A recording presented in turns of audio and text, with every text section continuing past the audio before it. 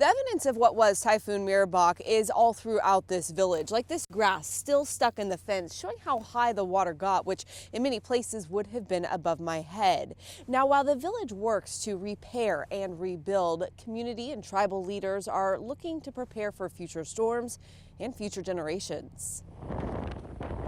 In my lifetime, this is the first time I've ever seen it really bad. Marianne Nooksuk is an elder of this village and is a UPIC teacher at Hooper Bay School. She wasn't able to evacuate and had to ride out the storm at home. I have nightmares afterwards about it. Beyond the water damage and loss of roofs, porches, and power to many homes, much of the village's infrastructure also couldn't stand up to the storm. You know, this is part of the area where we thought it was high enough, but you could see after that storm, it's not high enough. Their boardwalks and bridges were ripped apart and roads washed away. All underwater. Access to water and power also quickly became a concern. That tank is back in place. It was toppled over. And another tank, it was just about toppling over.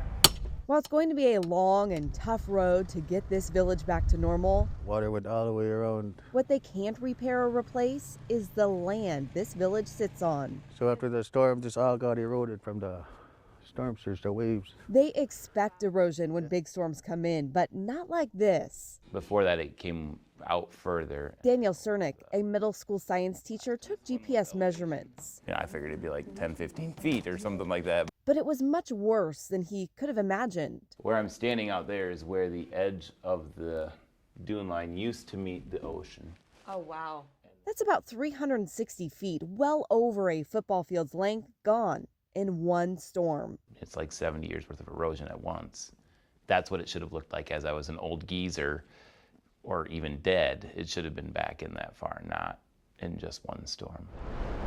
It's the erosion that has many people concerned, including tribal leaders. Where should we go? Go play out, bring our kids down here. We can't help nature, but we'll just disappear. Leaving them little choice. It's just the world's changing and the climates and weather itself. I thought it would take longer, but all of a sudden this storm, it's a wake-up call for us to see where should we move. Chief Tall believes those discussions need to start now. We need to start the process of trying to move the community up, further up, or move totally to a different location. It's not going to just take one entity, it's going to take all of us. In the long run, it is best to move or locate to another place where there's a place to hide or run.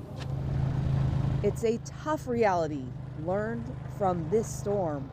Beyond serving as protection from the open ocean to the village, this beach is the lifeblood of this community. This is where they come for birthday parties and for picnics. They come here to pick grass for basket making and to go berry picking.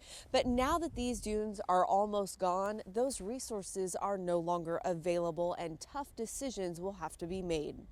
In Hooper Bay, I'm Melissa Fry, Alaska's news source.